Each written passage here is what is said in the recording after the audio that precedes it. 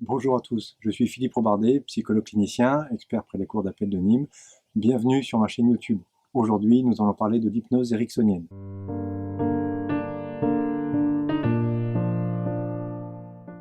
Tout le monde a entendu parler d'hypnose, pourquoi ericksonienne? Tout simplement du nom d'un thérapeute hors du commun, comme l'appelait Jay Haley, qui est Milton Erickson, qui est un psychiatre américain, qui a eu l'idée de génie de passer d'une hypnose assez directive, du type «dormez, je le veux», je caricature exprès bien sûr, à une hypnose beaucoup plus souple, où on ne considère plus que la solution vient du médecin, vient du thérapeute, mais au contraire vient du patient lui-même. Les ressources sont en vous, et Milton Erickson y croyait fermement, et s'appuyait sur ces ressources inconscientes qui sont en chacun de nous pour soigner tous ceux qui venaient le voir. De sorte qu'aujourd'hui, tout système d'hypnothérapie utilise une partie au moins des principes de Milton Erickson. Il faut comprendre une chose. Il faut comprendre que si l'hypnose permettait notamment de soigner les gens dans l'Égypte antique, car les archéologues ont retrouvé des sortes de cliniques psychologiques où des gens venaient se faire traiter par l'hypnose elle-même, ce qui remonte à peu près à 4000 ans, un peu plus de 4000 ans environ. L'hypnose est ensuite tombée dans l'oubli pour son aspect thérapeutique, et on l'a retrouvée essentiellement dans des spectacles de foire. Nous avions donc des hypnotiseurs qui mettaient en scène de façon impressionnante des, des prises de pouvoir sur les gens qui étaient là, et ces spectacles avaient bien sûr beaucoup de succès. Lorsque un certain Mesmer décida d'utiliser l'hypnose pour guérir des gens sur la voie publique, il le faisait notamment de façon qui peut être plus ou moins scandaleuse. Il y avait des systèmes de bains avec des jeunes femmes relativement dénudées, ce qui attirait grandement les foules. Des médecins du XIXe siècle ont commencé à s'intéresser à ce phénomène. Notamment le marquis de Puységur s'est intéressé à ce phénomène et a cherché à l'étudier de la façon la plus scientifique qui soit, ou plutôt naturaliste, comme on disait à l'époque. C'était les ancêtres de nos scientifiques modernes. Et donc, le marquis de Puységur, comme de nombreux autres médecins, sont allés se former auprès des hypnotiseurs de foire. Ils leur ont demandé qu'on leur apprenne comment mettre les gens en état d'hypnose pour pouvoir travailler avec cela. Imaginez qu'à l'époque, au XIXe siècle, un médecin était un personnage à qui on conférait une grande puissance, comme un hypnotiseur. Il était donc assez facile d'utiliser des commandes très directives, du type «regardez-moi dans les yeux, dormez, je le veux». Cela fonctionnait assez bien.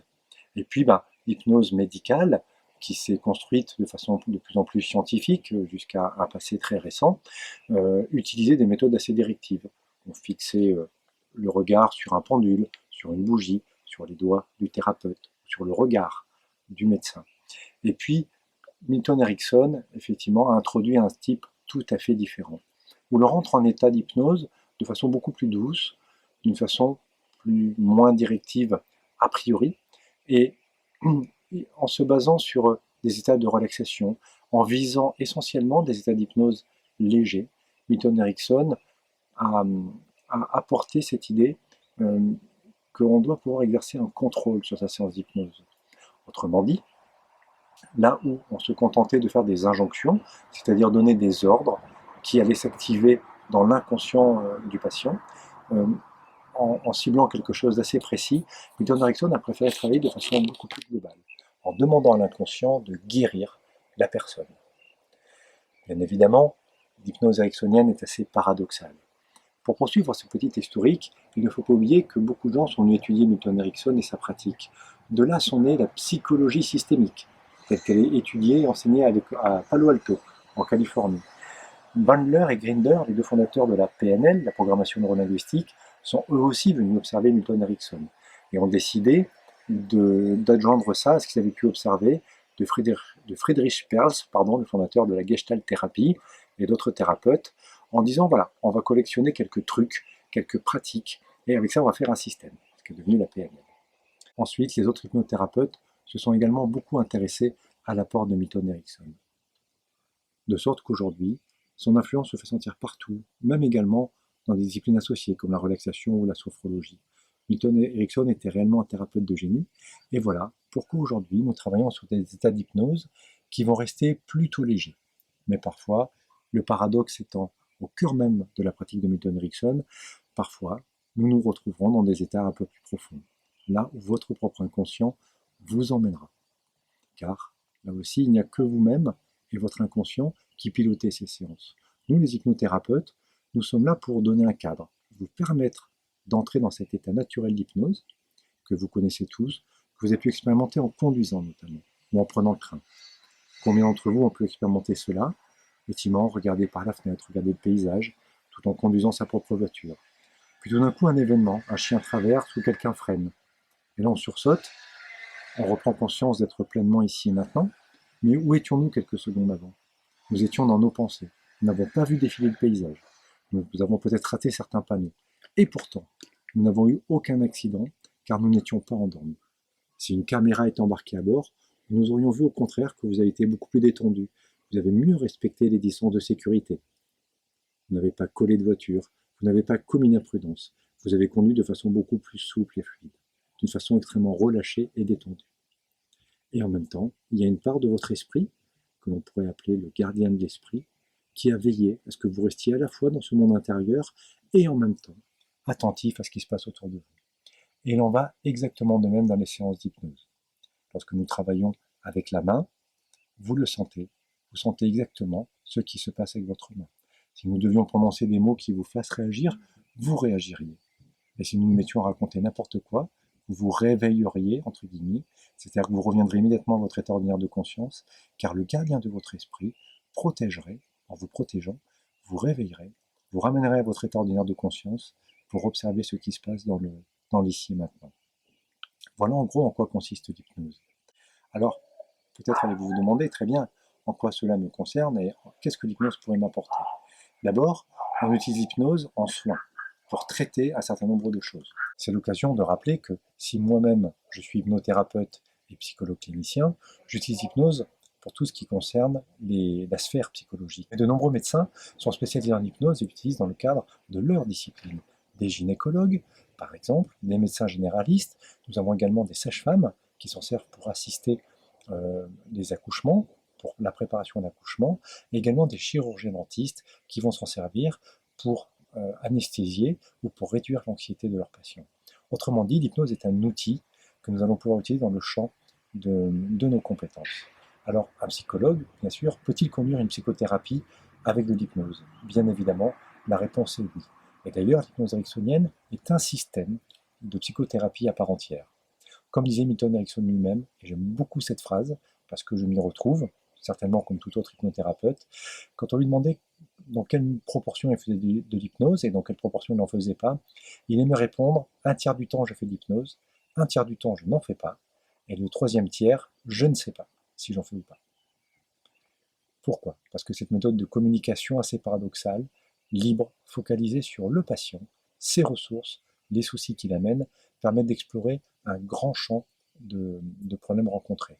Évidemment, cela s'applique particulièrement bien pour tout ce qui est de l'ordre du trauma, de l'anxiété, mais également des problèmes psychosomatiques. On le retrouve également sur des soucis qui peuvent être assez conflictuels. Je prends l'exemple, par exemple, d'une personne qui travaille dans le monde aérien, mettons un steward qui va se mettre à développer une phobie de l'avion. Le problème est double. La phobie de l'avion est une chose, mais le fait d'avoir une phobie en lien avec l'objet du travail rend les choses particulièrement compliquées. L'hypnose permet justement de dénouer les problèmes paradoxaux parce qu'elle s'utilise dans le paradoxe, elle est créée pour le paradoxe, elle est créée par le paradoxe. En outre, l'hypnose ne permet pas seulement de guérir des troubles, l'hypnose permet également de développer des capacités ou des compétences. D'ailleurs, je demande souvent à ceux qui viennent me voir quelles sont les compétences ou les capacités qu'ils aimeraient développer en même temps que le trouble qu'ils aimeraient voir disparaître.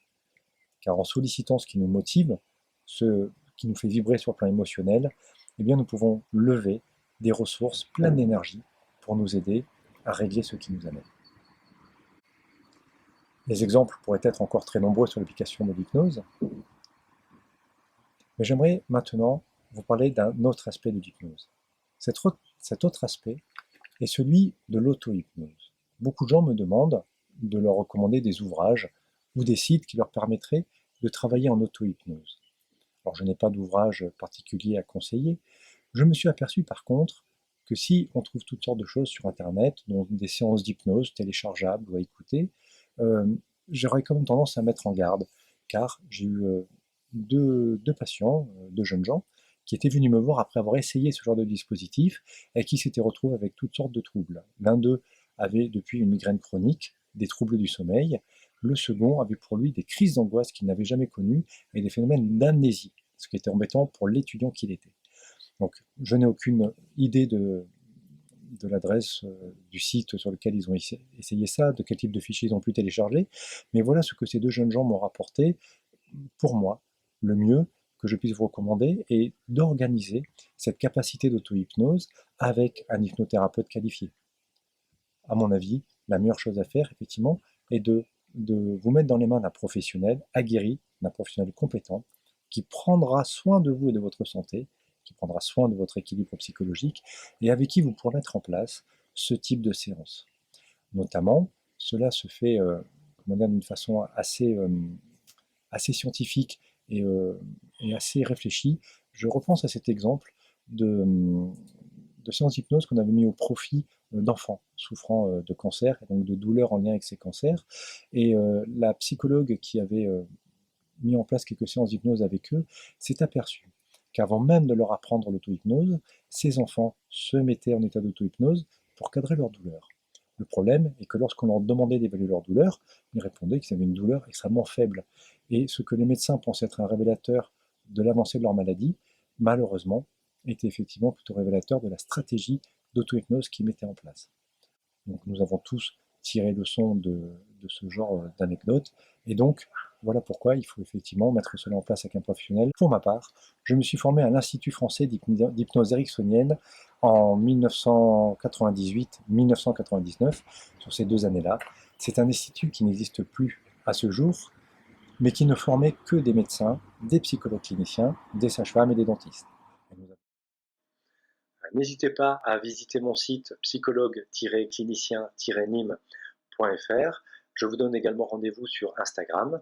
Si vous avez aimé cette vidéo, n'hésitez pas à me l'indiquer en cliquant sur j'aime.